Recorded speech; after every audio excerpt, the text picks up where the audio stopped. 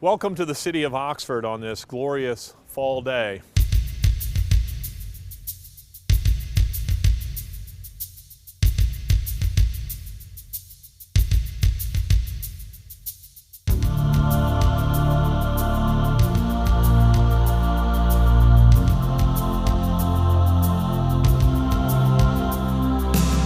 Over the centuries, this museum has seen any number of famous discoveries, lectures, and even debates within its hallowed walls.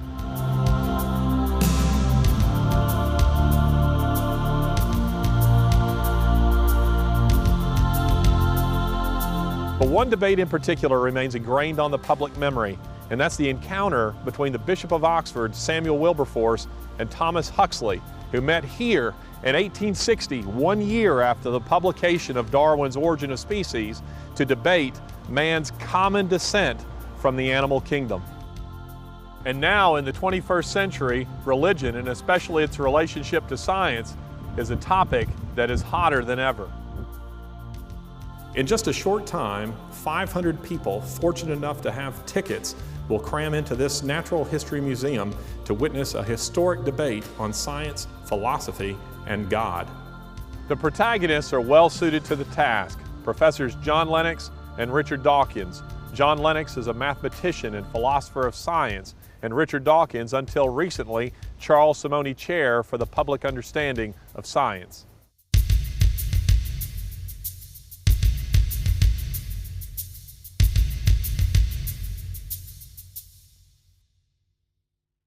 Good evening. Welcome to Oxford University's Museum of Natural History.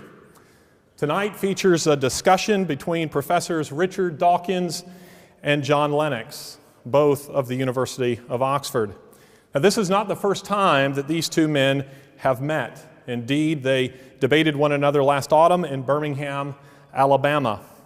In that encounter, the Wall Street Journal said that they displayed rhetorical skills in the best British tradition. The theme this evening is Has Science Buried God? Now, there are three topics of conversation.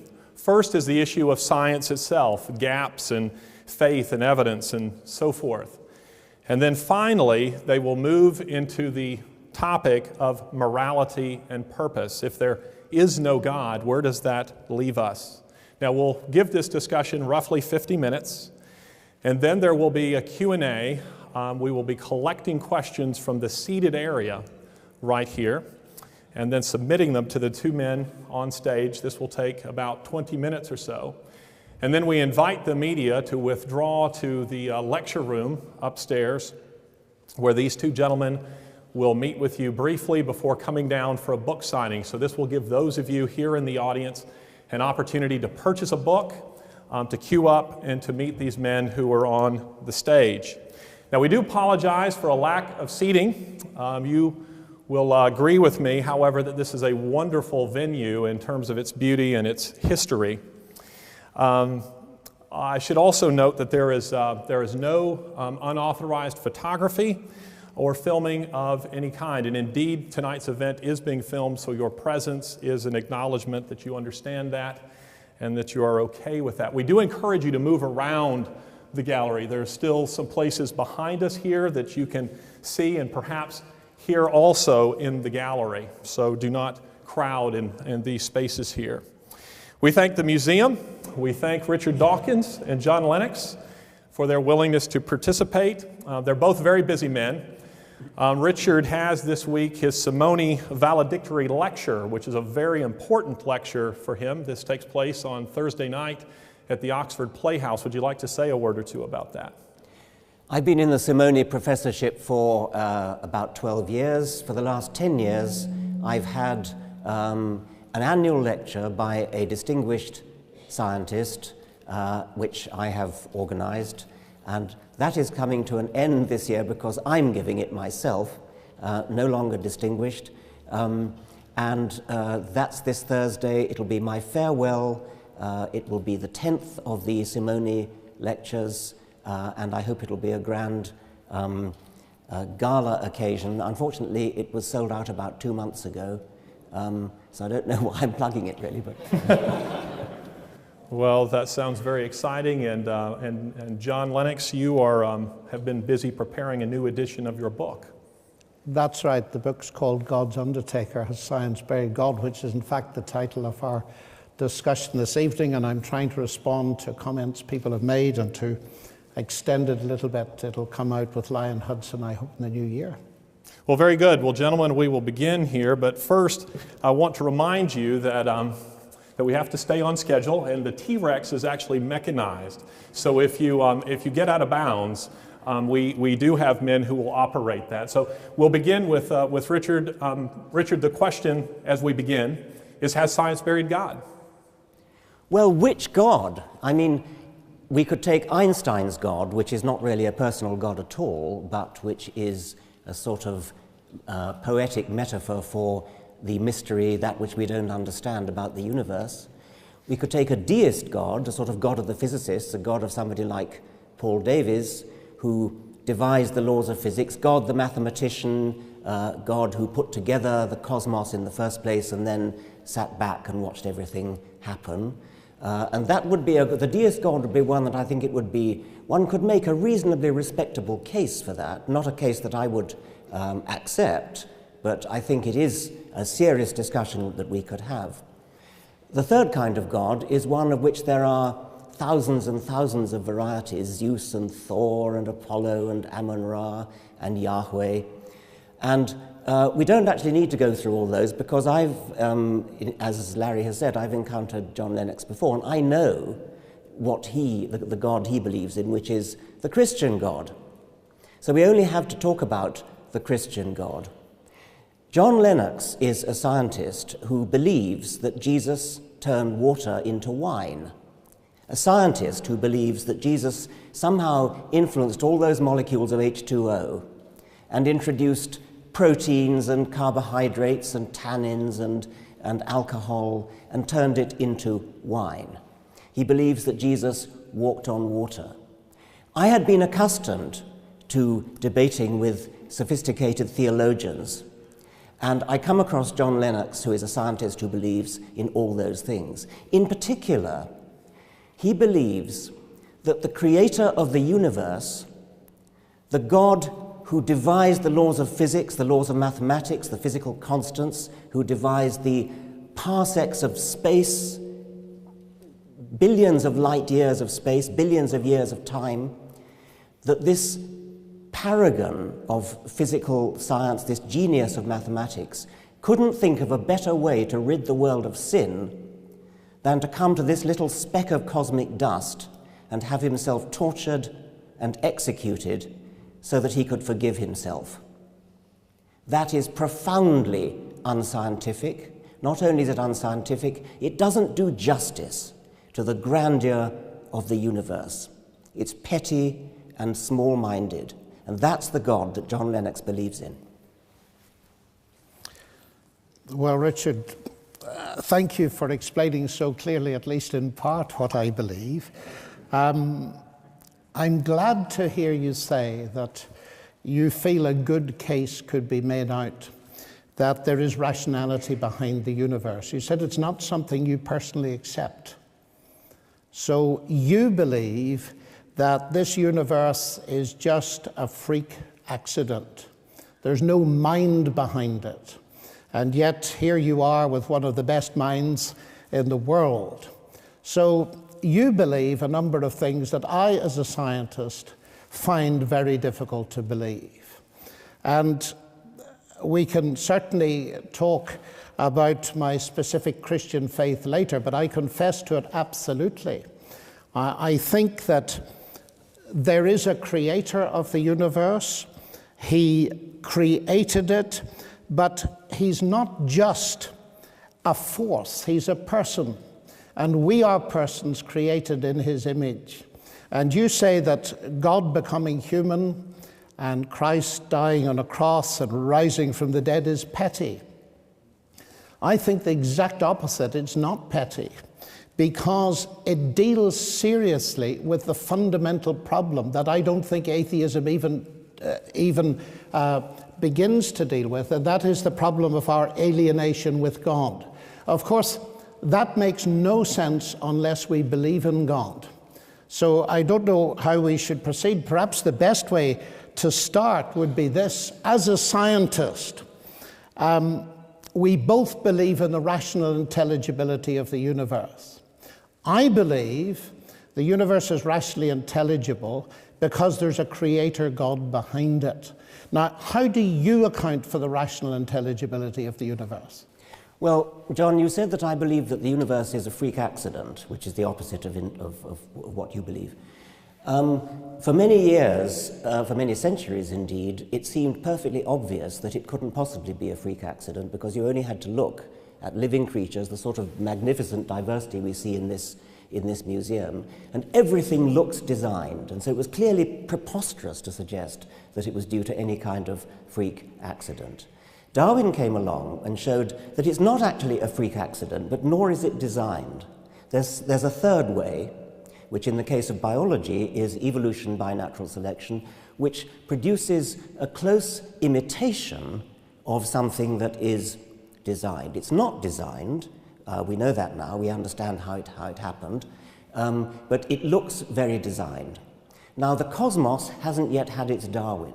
We don't yet know how the laws of physics came into existence, how the physical constants came into existence. And so we can still say, is it a freak accident or was it designed? The analogy with biology might discourage us from being too confident that it's designed, because we had our fingers burned before the 19th century in thinking that biology, which looks so much more obviously designed, that we got our fingers burned there.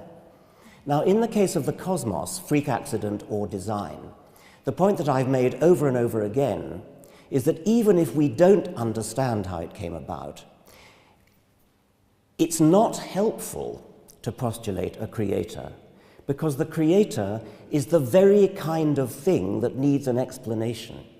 And although it's difficult enough to explain how a very simple origin of the universe came into being, how matter and energy, how one or two physical constants came into existence, although it's difficult enough to think how simplicity came into existence, it's a hell of a lot harder to think how something as complicated as a God comes into existence, difficult enough to think of how a deist God comes into existence, and even more difficult to think of how a Christian God who actually cares about things like sin and gets himself born of a virgin.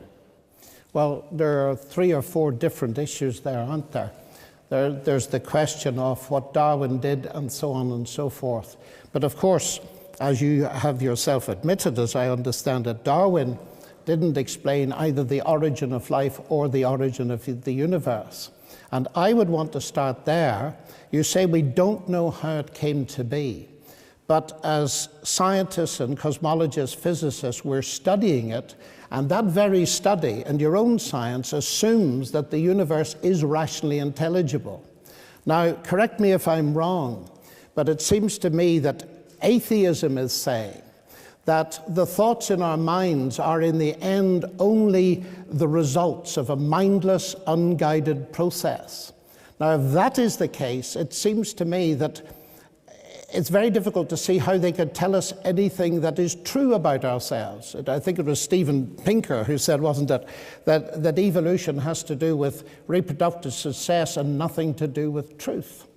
And John Gray, who's also an atheist, I understand, made the point not long ago that the problem with Darwinism, if you take it in its ultra form, it really undermines the notion that we can give any credence to what we think. So it seems to me that your atheism undermines the very rationality that I assume and you assume when we go to study the universe. So that's the first point I would make. Let me answer that. It seems to me a quite absurd thing to say that because we are saying that our minds are produced by brains and brains evolve by evolution by natural selection, therefore that somehow undermines our ability to understand anything. Why on earth should that be? I mean, natural selection builds brains which are good at surviving, and brains that are good at surviving are brains that are surviving in the world. But where does the concept of truth, how do they come to recognize things like truth, if those thoughts are simply reducible to physics and chemistry and neurophysiology, how do they serve truth?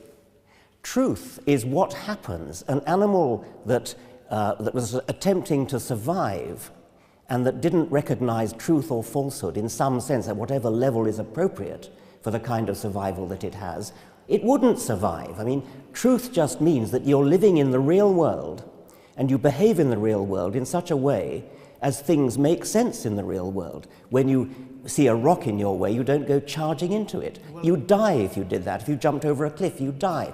That's truth. It's perfectly obvious that natural selection would favor in any animal a brain that behaves in a way that recognizes truth and acts upon it. Well, I can't resist a little quip, but I notice many of my fellow human beings doing very well through telling lies. I can't for the life of me see. It's a separate point, but I can't see how natural selection would produce this truth. But coming back to that in itself, you say this illusion of design, and of course I find your writing so fascinating because of the metaphors and images you use. I do envy that capacity. And you said somewhere that it's terribly, terribly tempting to believe that it has been designed. But that Darwin has shown us that this design is an illusion. But I've been very interested in the kind of thing that Simon Conway Morris has been saying recently, that if you take the evolutionary pathways, they're navigating through an informational hyperspace with phenomenal precision. And therefore, there is the impression of design at that level. I mean, if this mechanism that you talk about, which doesn't account for the origin of life at all, but let's leave that aside, if it is so phenomenally clever, then it itself is giving evidence that there's a mind behind it. The whole point of Darwinian natural selection is that it works without design, without foresight. But that's an assumption. No, it's not an assumption. That is exactly how it works. Before Darwin came along, it looked perfectly obvious that even if evolution happened, there must be some guiding force to tell animals or plants how they ought to evolve. Natural selection is a blind force. The things that survive, survive. With hindsight, we can see that the ones that survive are the ones that are good at surviving. They have the genes that make them survive.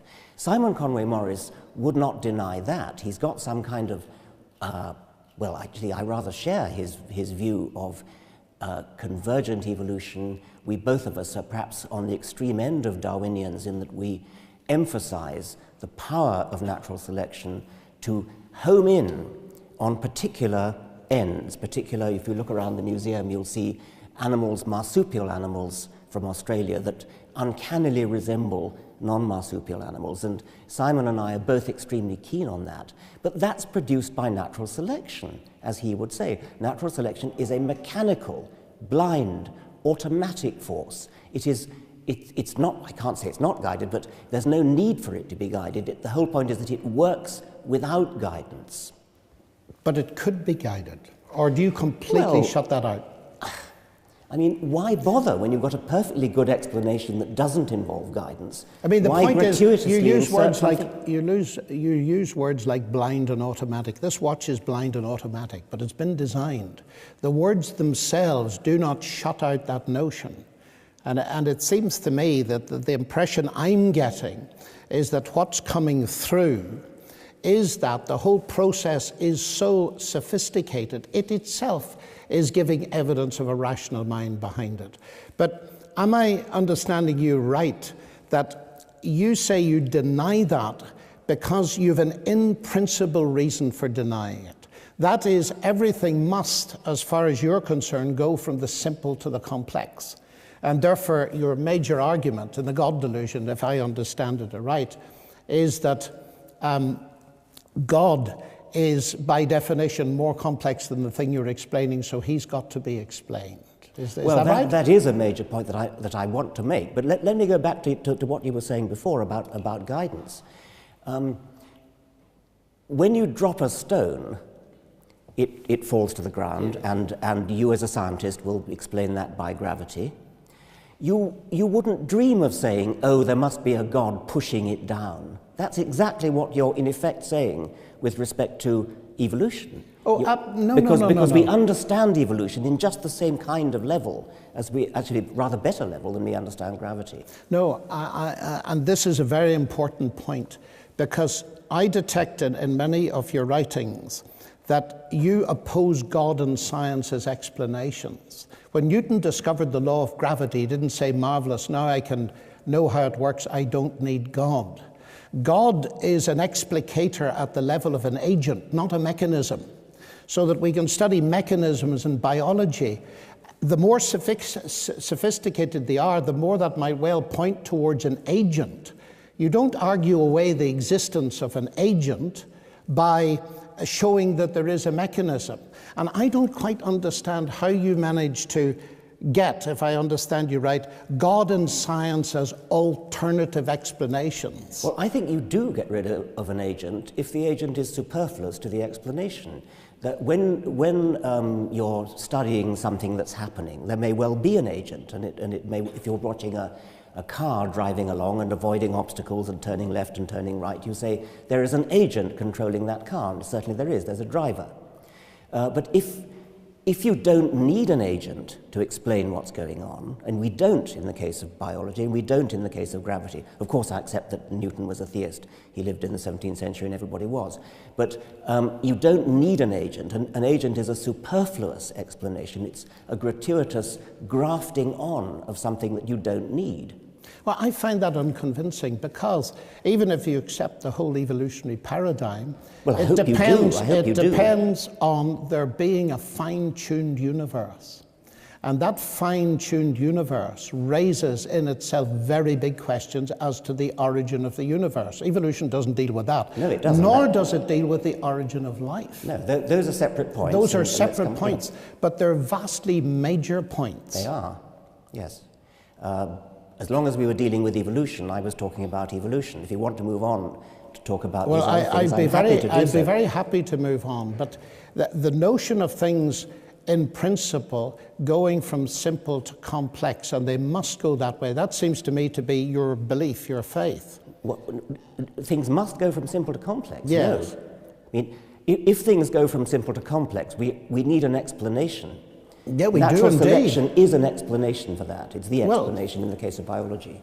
Well, let's go back to the level of the origins of the universe and the origin of life. Now, life, as we both know, has got this digital database. It's got a language all of its own. Now, the only thing we know of capable of producing language is mind. And yet you reject that. By definition, as an atheist, you must reject that. There's no mind behind this language. I do reject it. When you say the only thing we know that can produce language is mind, I mean, we know that what produces human language is mind. Of course we do, because that's human language. But DNA is not human language. Yeah, but DNA it's very sophisticated. It is very sophisticated, but it doesn't follow that it has to be generated by mind. But we know of no other conceivable way of it being generated. You see, because it seems to me from the mathematical point of view, I think you said this somewhere in a different context, junk in, junk out. Here we have this phenomenally sophisticated information processor, which is the cell. Am I really to believe that that information processing capacity simply came about by the laws of nature and random processes without a mind? Yes. Well, absolutely. I find that impossible to believe as a mathematician. I know you do. This is called the argument from personal incredulity. But I could just reverse that and say your position is the argument from personal credulity. No, that rationality comes from irrationality, that mind comes from matter. To me, the biblical explanation in the beginning was the word, the logos. That makes perfect sense. And it makes sense of the fact that we can do science itself. But you haven't explained where the logos came from in the first place. Well, of course not, because the logos didn't come from anywhere. Well then, in what sense is it an explanation? Because the notion that you say you have to ask who created the Logos, that says that you're thinking of a created God. The whole point about the God revealed in the Bible is that he was not created. He is eternal. He is the eternal Logos. And I ask myself, as an inference to the best explanation, which makes more sense? That there's an eternal Logos and that the universe, its laws, the capacity for mathematical description and so on, that these things are derivative, including the human mind, from the Logos. That makes very much more sense to me as a scientist than it's the other way round, when there is no explanation for the existence of the universe. Do you just believe the universe is a brute fact? The universe is an easier brute fact to accept than a conscious creator. Well, who made it? It's you who insists on asking that question. No, you asked me who made the creator. The universe created you, Richard. Who made it then? A God is a complicated entity which requires a much more sophisticated and difficult explanation than a universe, which is, according to modern physics, a very simple entity. It's a very simple beginning.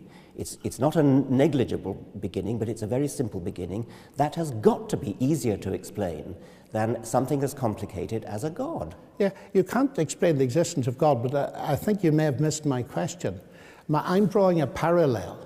You see, you say that it's, at least, don't let me put words in your mouth, of course, because that would be unfair, but I'm getting the message that it's ridiculous for me to believe in a God who created the universe and me, because I have to ask who created God. All I'm doing is turning that question round and saying, the universe, you admit, created you because there's nothing else. Well, then who created it? I understand you perfectly. I'm making the... We both of us are faced with the problem of saying, how did things start? Yes. I'm saying it's a hell of a lot easier to start with something simple than to start with something complex. That's what complex means. But I don't think so. If I pick up a book called The God Delusion, it's a pretty sophisticated book. It's got lots of words in it. But actually, as I look at page 1, I don't even need to go beyond page 1, I conclude that it comes from something more complex than that book itself, namely you. Yes, I mean, obviously complex things exist and brains exist. Well, and why brains can are I complex. not look at the universe, the whole show, which includes Well, Dawkins and Lennox? I'll tell you why. Because my brain that produced a book has an explanation in its own right. That explanation is evolution. We go back and back and back to the origin of the universe. That provides an explanation for complex brains, and complex brains produce books and museums and cars and computers. Of course we have complex things that produce other complex things. But science has an explanation for where complex brains come from in terms of simple beginnings. I don't think it has at all. At the level of the origin of life, reading the literature, even the recent literature, the word miracle comes up probably far too often for your liking anyway, that they're just going from, say, the self-organizational properties of low-level molecules that you got in some kind of primeval situation to the phenomenal self-organizational potentialities of macromolecules. There's just no way you can get there. Well, you're asserting that there's no way. We don't yet know what it is because there's a lot of work yet to be done. Science doesn't yet know everything. There are still gaps. Yeah, but I'm not ruling out the fact that there's a physical side to it and so on.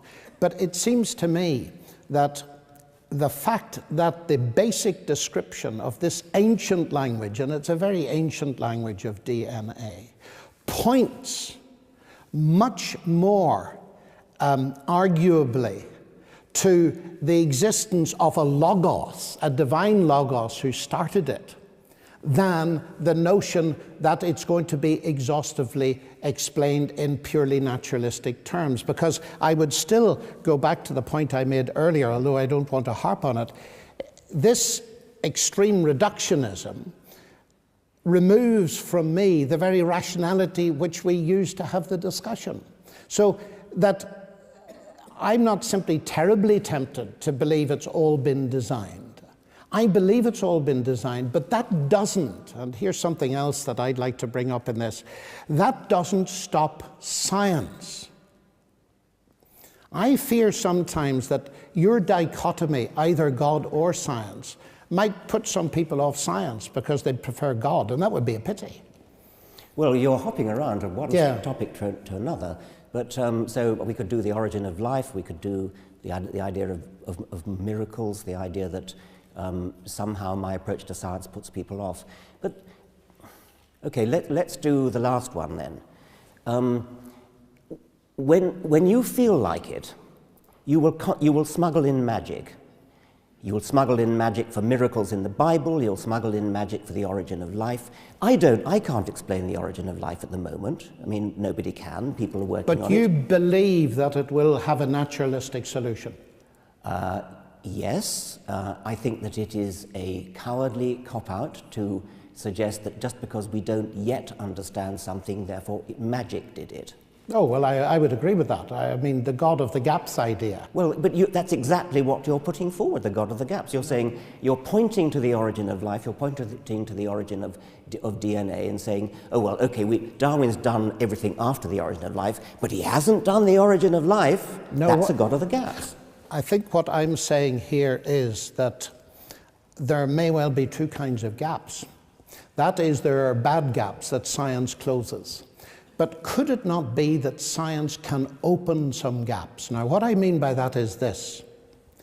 Your assumption, as I understand it, is that there's going to be an exhaustive, reductionist, naturalistic explanation of everything in scientific terms. I don't think so. Now, if there is a God, and if he created this universe, and if, as I believe, he is personal, then I would expect certain things to follow. One, that I would see evidence, not proof, but evidence in the universe that God existed. I feel I see that in the mathematical describability of the universe, in the fine-tuning of the universe, and so on, and in the marvelous sophistication of the world. I'd expect to see God's traces there. I would also expect that there may be occasions when God speaks in special ways, and therefore the more we try to analyze those things in terms of purely reductionist science, it'll get more and more difficult instead of more and more simple. I wouldn't expect there to be many of those places. I think the origin of life might be one of them. And certainly when it comes up into more recent history, you mentioned miracles. The thing that is central for me is the fact that what you call petty, and I feel is vastly significant, because it's touching on something that affects every human being, the question of death. Now, if Jesus really literally rose from the dead as a matter of history, that makes an enormous difference to our view of the world. And so far from being petty, if this is God speaking to us, then I want to take it extremely seriously. Why do you think it's so petty? Well, of course it makes a huge difference if it's true. But yes, exactly. But you've suddenly leapt from sophisticated discussions of the origin of the universe, where one can have a proper discussion about whether some sort of cosmic intelligence could have set forth the laws of physics. And you suddenly jump to a man who lived 2,000 years ago, was born of a virgin, rose again from the dead. Well, I only did that because you mentioned it first at the beginning. I think that's petty. By comparison with the grandeur of the universe. I mean, to put my point again, do you really think that the creator of this magnificent edifice of the universe, the expanding universe, the galaxies, he really couldn't think of a better way to get rid of the sins on this one little speck of dust than to have himself tortured? He's the one who's doing the forgiving after all. Couldn't he just have forgiven? Because this is a moral universe, Richard, and just forgiving doesn't make sense. I mean, he has to kill himself in order to... He doesn't kill himself. Or get himself killed, tortured. God sends his Son into the world to provide forgiveness and to provide a basis on which he can justly bring forgiveness to me. Now, He has to get himself killed in order to do Well, that. half a minute. We need to step back from this a little bit because it's actually a highly relevant topic. In your world, where is justice to be found? Well, justice is a human construct of great importance in human affairs, and it's something that most of us have a sense of, which I think probably can be given some sort of Darwinian explanation, but I don't see where you're taking this. Well, my question is there any ultimate justice? You see, you say this is petty. I'm saying I find myself in a world which is a broken world. I find myself in a world where there's massive injustice, where many people won't get it. We're so privileged. We live in Oxford and so on. We've got enough money to live on, etc., etc. But if there is no God, then there's no ultimate justice. And one of the things that the resurrection transforms for me from pettiness right into center stage is, if this is true, then there's real hope that there be a rational evaluation and fair justice at the end of the world. But atheism doesn't give you that. Okay, suppose there is no hope, suppose there is no justice, suppose there's nothing but misery and darkness and bleakness, suppose there is nothing that we would wish for, nothing that we would hope for. Too bad. That doesn't make it true just because God would make us feel good. Well, of course it doesn't. Well, then why do you bring that argument up? Because I believe that there is evidence that it is true. I don't believe in the resurrection just like that, because faith is based on evidence. You've changed your ground again. What you said before was that there is no hope without God, and it sounded well, that's true. That's absolutely true, okay. And you just admitted it. I haven't admitted it. I said if that's true, yes. So what? I didn't say it was true. But anyway, but therefore the question true, so to be decided then is there a God, and has he revealed himself? And that's where, again, I think this pettiness needs to be pushed aside, because I can't get to know you as a person. You're not just a scientific object. I could look at you through a telescope or a magnifying glass. I could even dissect you and so on and so forth. But because you are a person, I cannot get to know you unless you're prepared to reveal yourself to me. So the fact that the claim of Christ to be the truth, to be God incarnate, that makes perfect sense to me, because if there is a God who invented this wonderful, marvelous universe with all its science and all the rest, then he has taken the initiative in getting to know us and revealing himself to us. And he's revealed himself to us at the level we can understand. We're persons, he's a person. That at least makes sense. So one of the very important questions to ask is that really true? Or is this simply myth and fantasy? Well, myth and fantasy for me. Yeah, well, do you know, that disturbs me for the following reason. Reading your book, The God Delusion, you say that it's under scholarly dispute among historians that Jesus actually existed. Now, I checked with the ancient historians. That is not so. And it disturbed me. History is not natural science. But what I don't understand is this: why you would write something like that. I don't think it's a very important question whether Jesus existed. There are some historians, most historians think he did, some They historians certainly don't. do. I couldn't find an ancient historian that didn't. Well, there are one or two, but I don't really care, actually, because precisely because it's petty. I mean, if you could possibly persuade me that there was some kind of creative force in the universe, there was some kind of physical, mathematical genius who created everything, the expanding universe, devised quantum theory, relativity, and all that. You could possibly persuade me of that. But that is radically and fundamentally incompatible with the sort of God who cares about sin, the sort of God who cares about what you do with your genitals, the sort of God who is interested, who has the slightest interest in your private thoughts and wickednesses and things like that.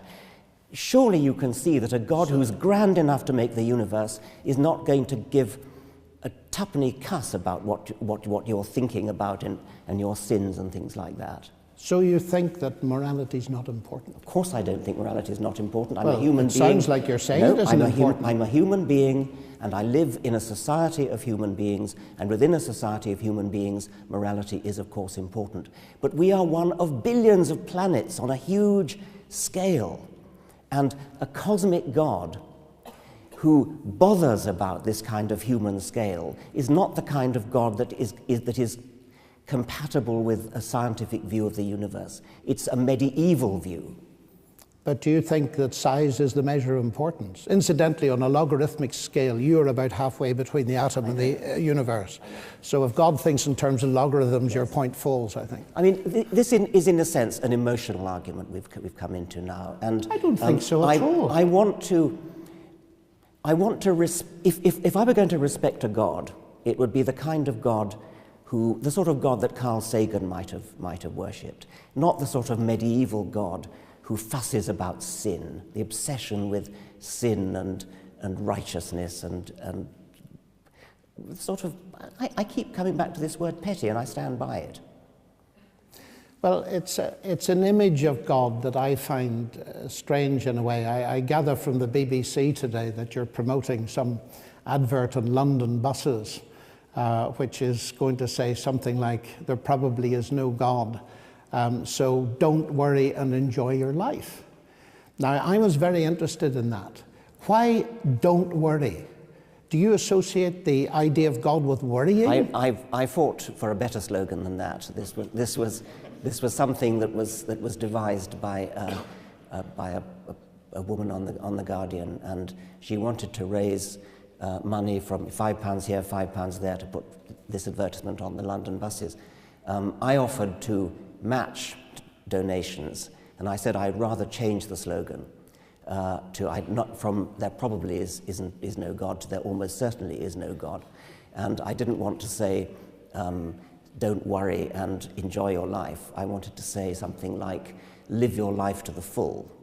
But it was too late to change it, and I'm since the money has been raised in the first day, something like £23,000 already been raised, and she was only hoping for 5,500. I'm going to get some say in what the next slogan is, and it's not going to say what the present one does. But from where I sit, you see, the thing that my relationship with God is the very thing that stops the worry and gives me the fullness of life. And we're back to the pettiness, because if God is real and has revealed himself, then it's through a relationship with him that we really can enjoy a full life, science included. I find that so unconvincing. Yeah.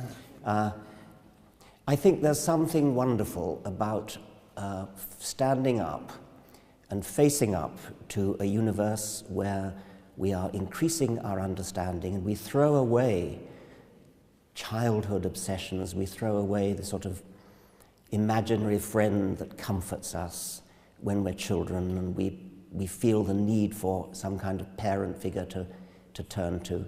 I think when we grow up, we need to cast that aside and stand up tall in the universe, and it's cold and we're not going to last for it. We're going to die, and we face up to that.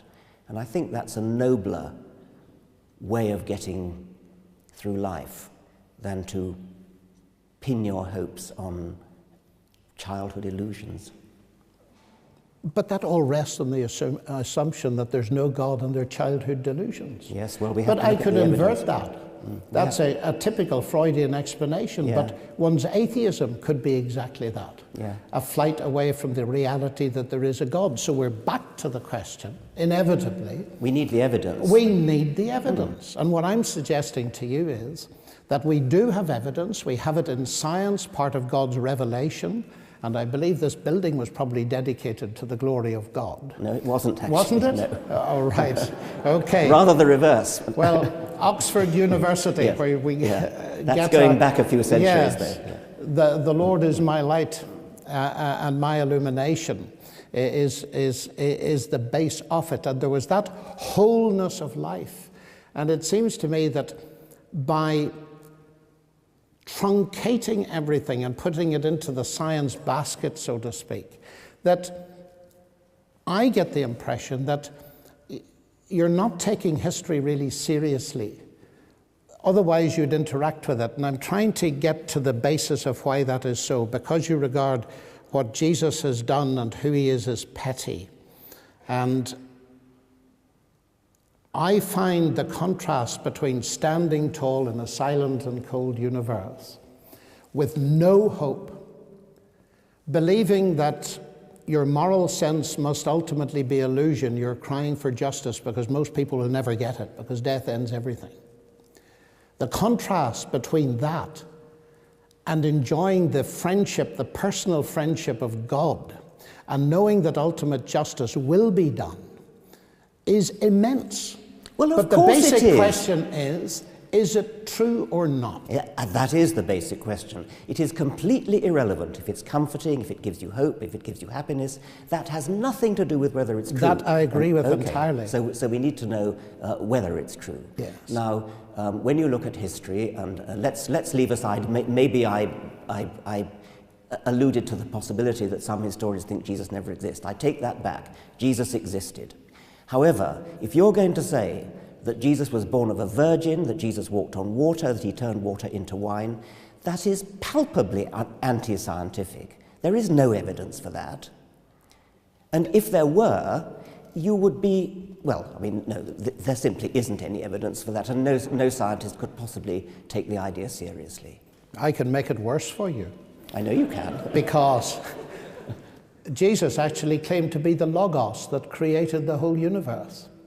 And if this is the Creator incarnate, making water into wine and so on is really a triviality.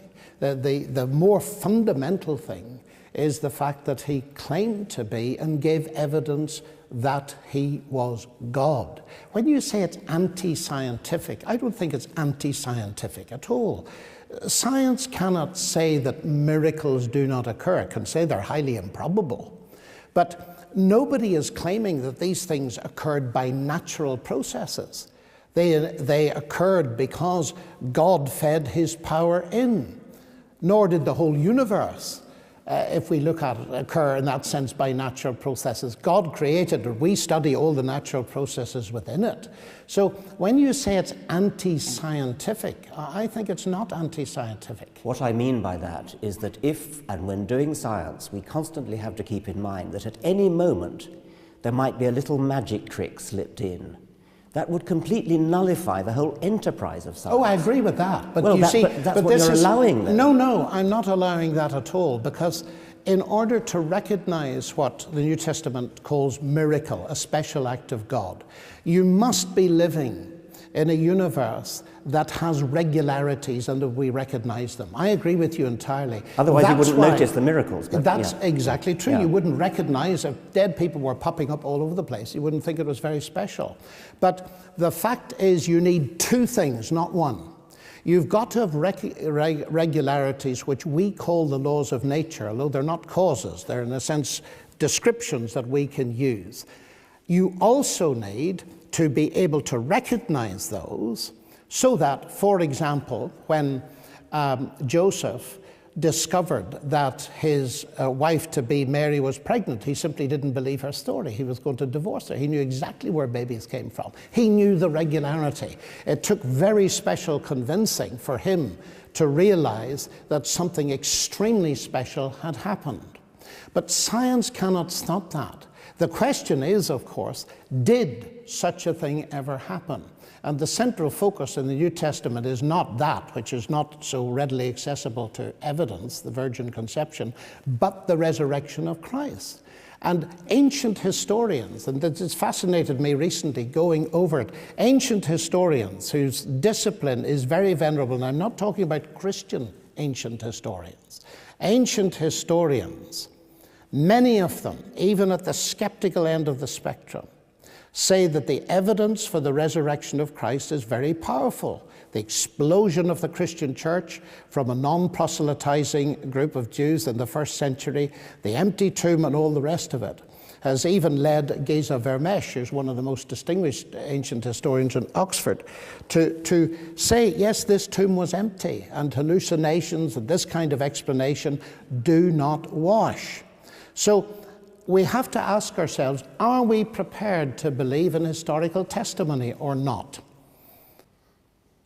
Well, you must talk to different historians than the one I talk to, than the ones I talk to. But in any case, I still come back to the point that you cannot do science if at any time you remember that famous cartoon of the. Oh, I do. And therefore a miracle happens in the middle of the equations. Yes. I mean, that is deeply against the spirit of science, and I don't think I could do science if I thought that at any time something like the resurrection, something like the virgin birth was going to be smuggled in by a godly caprice. Let me stop you right there, gentlemen. We need now to move on to the last topic, and we haven't left ourselves a great deal of time here, and that's the issue of meaning, human life, and meaning and purpose and morality. You've kind of touched on morality just a bit, but it was only briefly. So let's move the conversation there, and then we'll have our Q&A.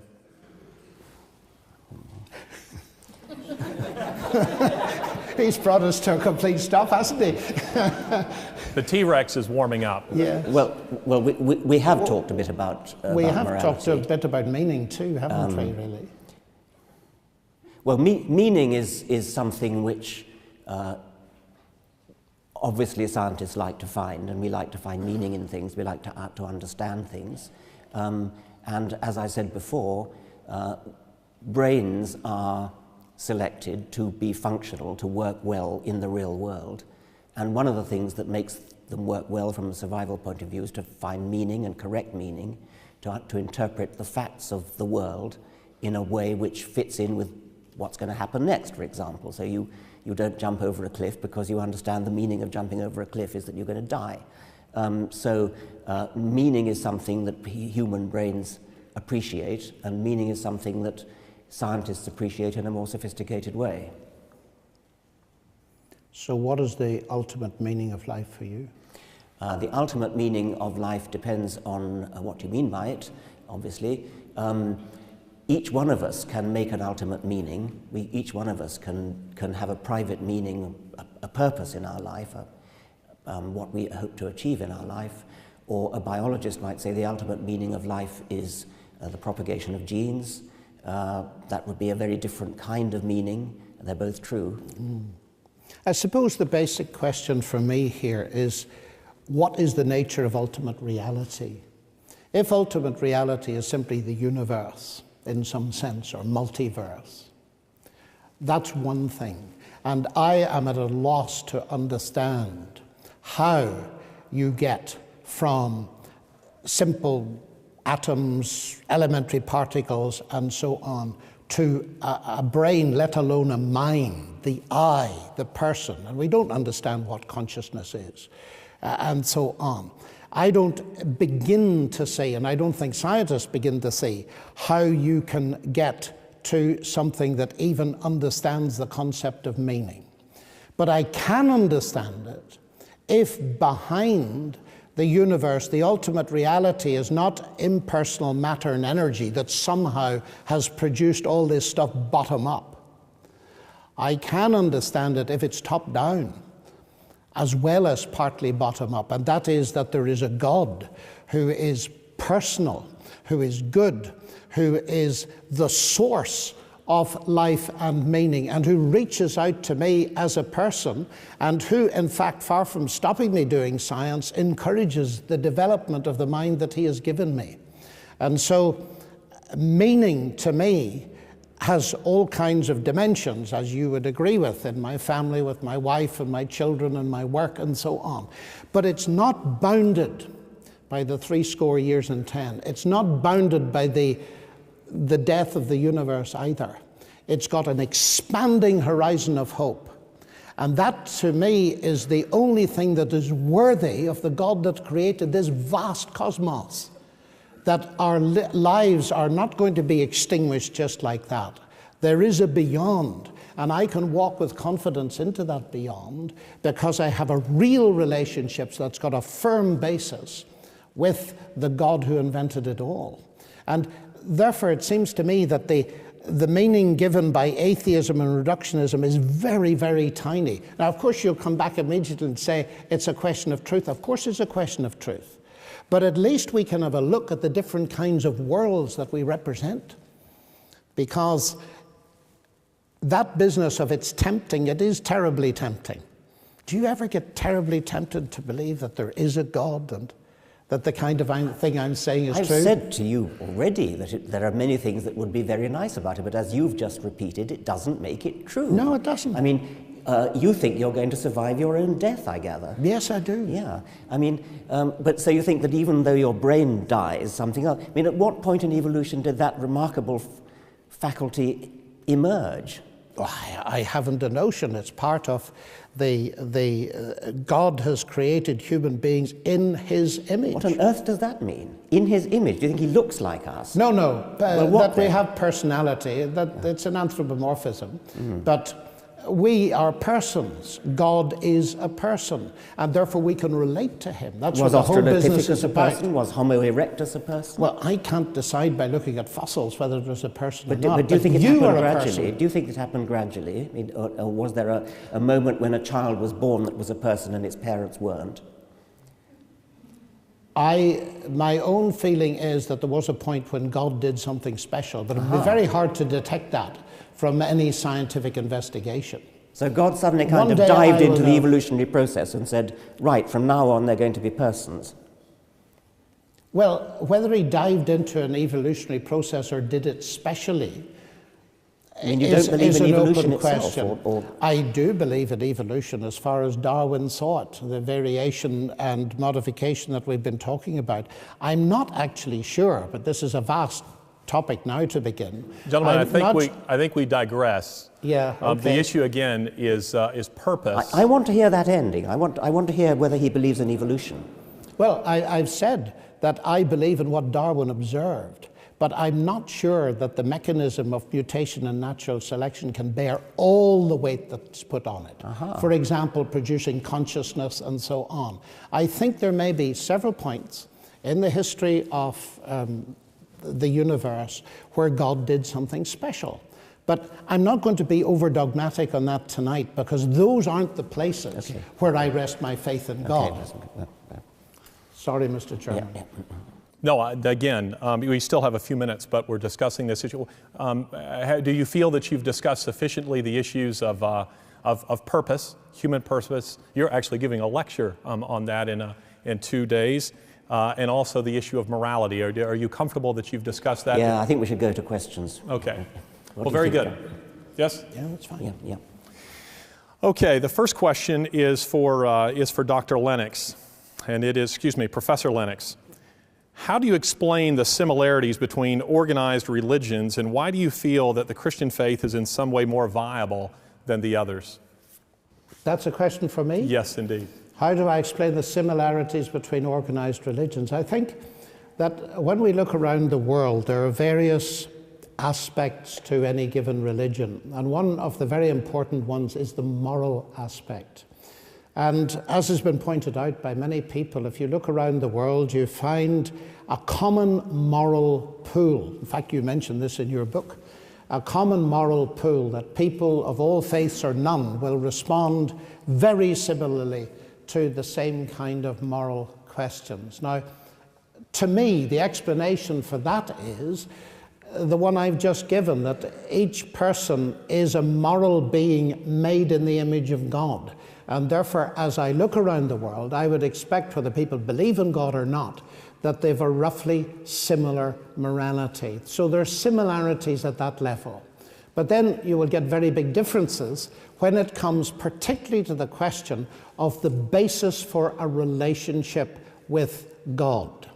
And that tends to diverge. There are some religions that say that a relationship with God must be based on human merit.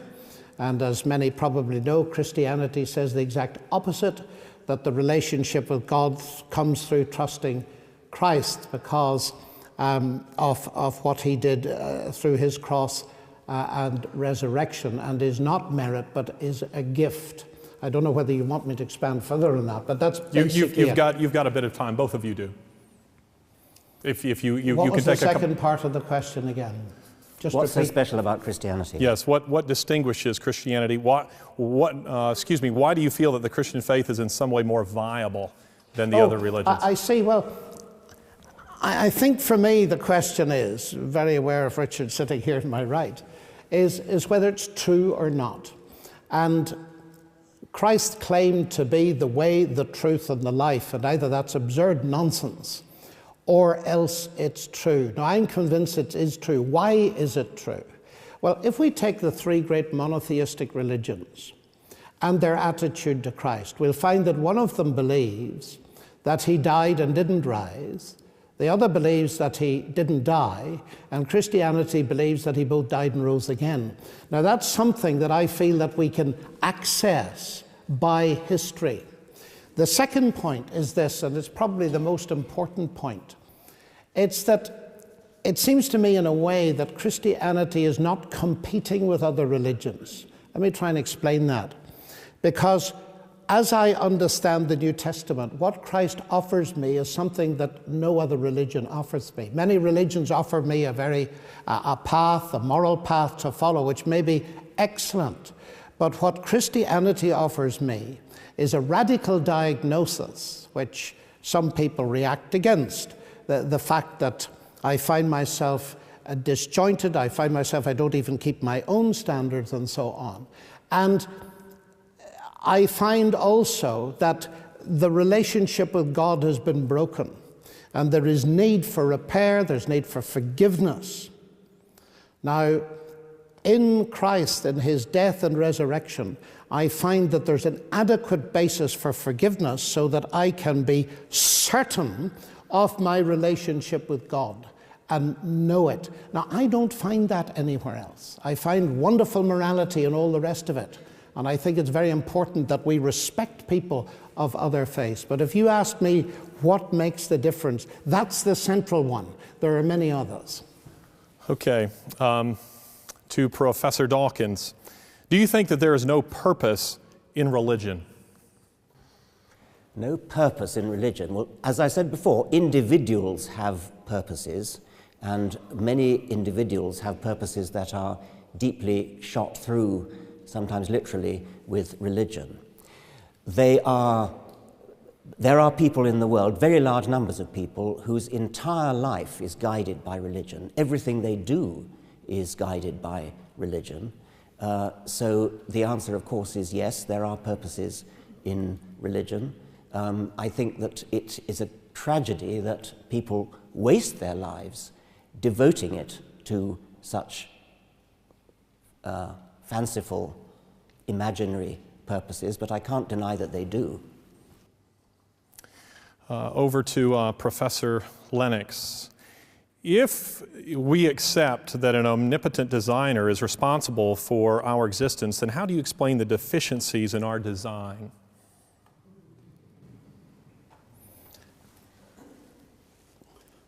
Well, of course, the question assumes that there are deficiencies. All design involves compromise with all kinds of different constraints and so on and so forth. So I think before I rush to say there are deficiencies in our design, I would need to know what the ultimate purpose of the designer was and all the rest of it. So it's very difficult to respond to that. I believe myself that the ultimate designer is God, but I also believe we live in a damaged universe, and so we see around us, alas, all kinds of things that are a result of, well, human evil as a result of the disjointedness of creation and so on and so forth. But that would lead us into a very much deeper question of the problem of moral evil and pain. To Professor Dawkins, how do you explain the origin of the laws of physics? I do not know the origin of the laws of physics, as I've said again and again. What I do know is that whatever they are, and I've said this again and again, whatever they are, it certainly doesn't help to propose that they were designed by a conscious intelligence, because that simply makes a bigger question than you've solved. Now, the laws of physics, to break that down a little more, it has been suggested that the laws of physics are extremely fine-tuned, and that if they were any different, the universe as we know it wouldn't exist, stars wouldn't exist, chemistry wouldn't exist, biology wouldn't exist, and we wouldn't exist. And theists are tempted to say, therefore, the laws of physics must have been designed in such a way that they are exactly fine-tuned to bring us into existence. Once again, that is a non-explanation, because it leaves open the explanation for the designer. There are many physicists who explain that by saying, well, with the so-called anthropic principle, saying that we could only exist in a universe which has the right laws and the right constants to bring us into existence, and therefore the fact that we're talking about it determines that we must be in such a universe. That's the anthropic principle. There are versions of it which make it a bit more plausible. For example, the multiverse theory, that there are lots of different universes, that we live in a kind of bubbling foam of universes, and each bubble in the foam has a different set of laws of physics. The vast majority of those laws of physics are not conducive to giving rise to us. A tiny minority are conducive to giving rise to advanced life forms. And once again, the anthropic principle comes in. We could only exist, we could only be in one of those bubbles that has the necessary laws of physics to bring us into existence. And therefore, obviously, since we do exist, since we're talking about it, we must be in such a universe. I haven't answered the question, but what I hope I have done is to show that whatever else the answer is, it cannot be God. Okay, gentlemen, now what I would like to do, I want to give you ample time for your closing remarks. And so we will begin with Professor Lennox. You may take 5 minutes, no more than 5 minutes, and then we will conclude with Professor Dawkins. He will have the last word.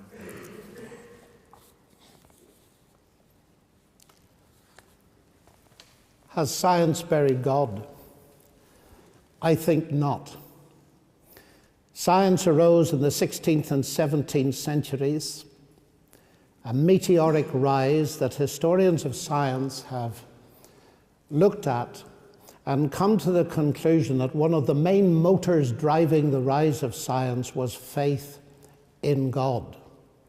So far from belief in God being a science stopper, it was the thing that caused science to rise in the first place, understandably so, because people had a basis for believing that the universe was rationally accessible, and so they could do their science, which is apparently one of the reasons given by Needham, the famous sinologist in Oxford, when he looked at China and asked the question, why did science not develop in this way in China? And in the end, although he was a Marxist, he came to the conclusion that it was because of the Christian background. So I'm not ashamed of being both a scientist and a Christian. And I suppose that the major argument that points, doesn't prove, but points towards God is that this universe is a universe in which science can be done. The fact that the laws are there. Richard honestly says he doesn't know where they come from. They come from the logos, the mind that is behind this universe, that has created it by his power and for his glory. And therefore doing science, like Galileo and Kepler suggested, doing mathematics, is to discover the secrets of the universe in the language in which God has written them. The other reason why I reject atheism as an explanation is it doesn't even, to my mind, begin to rise to account for the rationality which lies behind science. Also, I think that the Christian faith, which I unashamedly espouse, is not anti-scientific. And I would plead for the same attention to be paid to history as is paid to science itself. I find very unconvincing arguments that trip very lightly over things that historians do accept, which mean that we should take the scholarship that has to do with the existence and the resurrection of Christ very seriously indeed. The other big area, which we didn't discuss in great detail tonight, is that if science has buried God, it seems to me there's something else that lies before us, and that is, where are we going to get our morality from?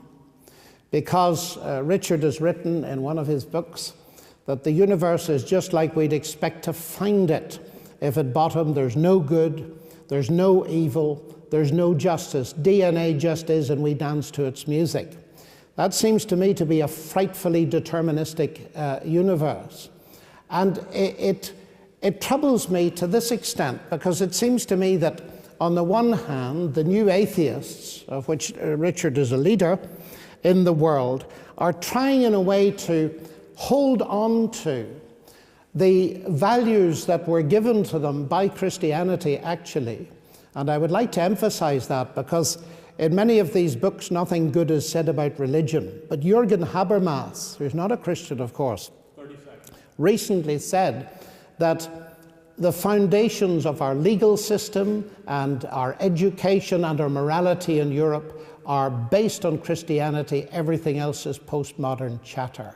What worries me is this, that can you really retain these good moral values and espouse atheism? Hard atheists like Nietzsche and Camus would say you can't.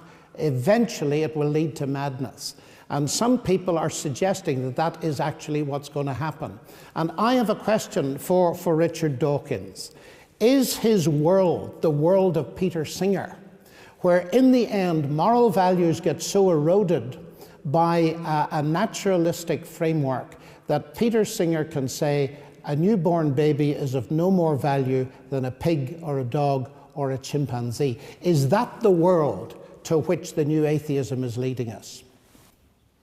Peter Singer is one of the most moral people I know, and when he says something like that, it is based upon a very rigorous moral philosophic reasoning. He's interested in suffering, and his point is there that a newborn baby, or certainly a human fetus, may be less capable of suffering than, say, a full-grown pig. That seems to me to be an entirely rational point of view, at least an entirely defensible point of view. However, it was tossed in at the last minute, and I don't want to take all my time dealing with that. John, you quoted me as saying the universe has at bottom no good, no evil, and you said it has exactly the properties we'd expect if there was nothing there. You said that sounds horribly deterministic. Well, another way of putting that would be to say that the universe is horribly rational, horribly intelligible. And one of the main points you've been making is precisely that we live in an intelligible universe.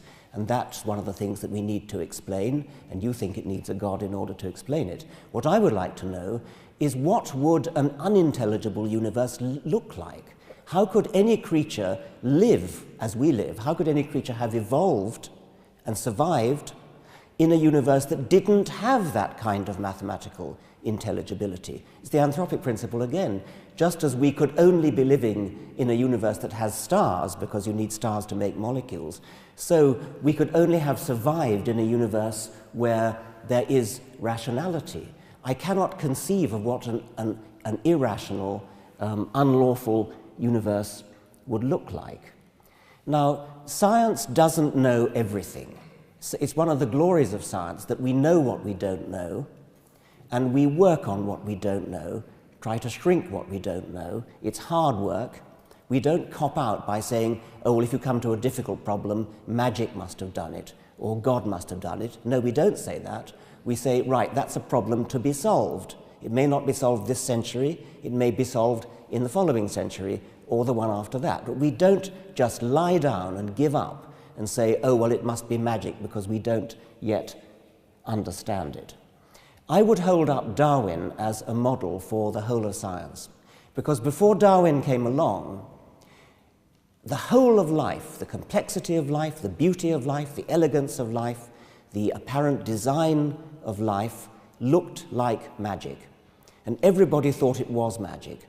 Everybody thought that God did it. It's so complicated, it's so elegant. Now, that was the really big problem. That was a far bigger problem than the problem of the origin of life, than the problem of the origin of the cosmos. Darwin solved that problem. All scientists now know that. Darwin solved that problem, and in so doing, he provided us with a sort of parable that don't even think about giving up, because if ever there was a time to have given up, it was in the case of biology, because biology really was a difficult problem, a hard problem. Darwin solved it. Now we have one or two other problems remaining, like the origin of life, like the origin of the cosmos, the origin of the laws of physics. No doubt that there are physicists here who can point to yet other ones. Darwin provides us with a lesson that says, don't give up, because if Darwin could solve it for the really difficult problem, which was life, then we have every hope that science will solve it for the other problems in the end. And even if it doesn't, even if science doesn't solve all problems ever, that is still no grounds for saying, oh, well, magic did it. Well, gentlemen, thank you so very much for providing us with a very elegant model for engaging on these very difficult issues. Ladies and gentlemen, please join me in thanking them.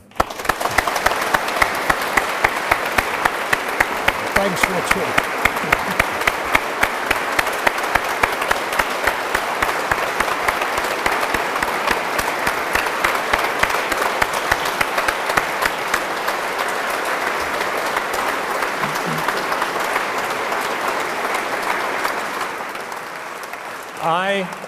I don't know about you, but I am exhausted.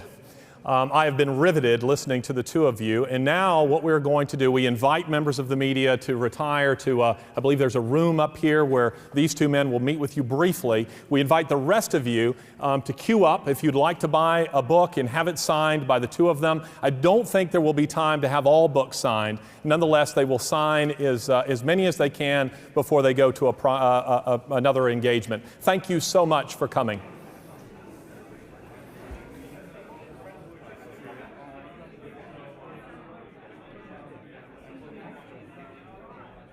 I think it was really good how they really engaged with one another. So quite often with debates like this, you find like where there's not really a kind of clear conclusion, you find them kind of just discussing at each other, alongside each other, but they really engaged, which I thought was really good.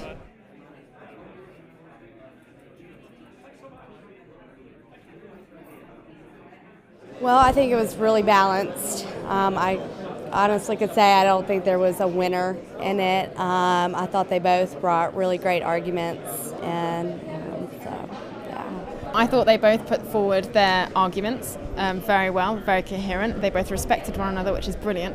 And I mean, my mind was made up before, but I was open to suggestion. My view is still the same, fixed, and I just really enjoyed it.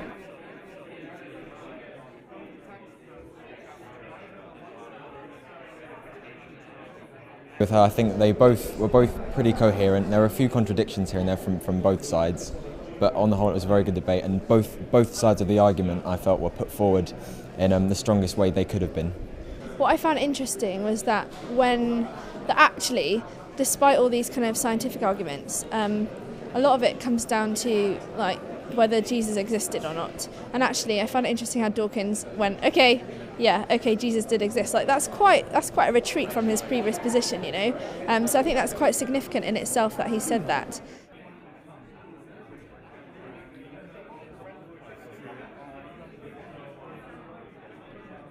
I think it went well. I think it was great that they both had a good opportunity to talk, but I do think that from my perspective that we have to look at who Jesus is and look at the resurrection in order to really be able to think, is there a God out there? Fairly convinced of Dawkins' view, but tonight helped to confirm it. So.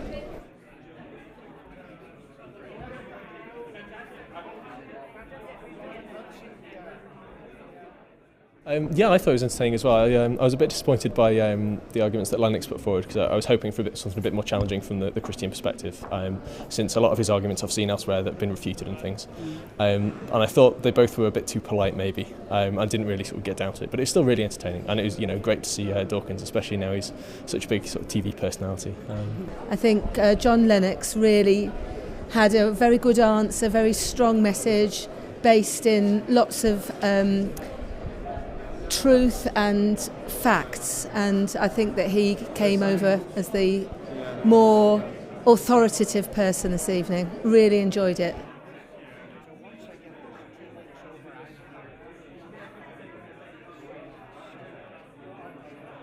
I think absolutely you need to discuss this kind of thing, because if you don't, you need to think about these things to stop you getting lax in your in your own views. I mean that works on both sides. I think you can't just go around taking a stance but not thinking it through properly, and that works whether you're coming from a religious perspective or an irreligious one. You have to back up what you say with evidence and things that you've actually thought about. So.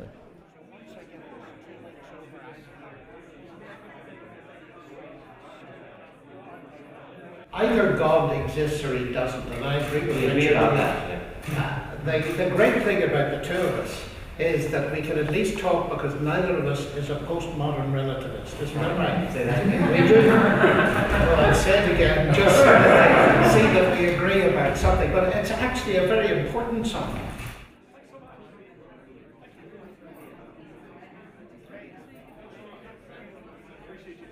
I guess what I really wanted to ask you is, have you ever in your life, ever once, just wanted to actually think it would be great if there was a God? Maybe I have, but if I have, so what? Doesn't make it true. No. I mean, that's what matters.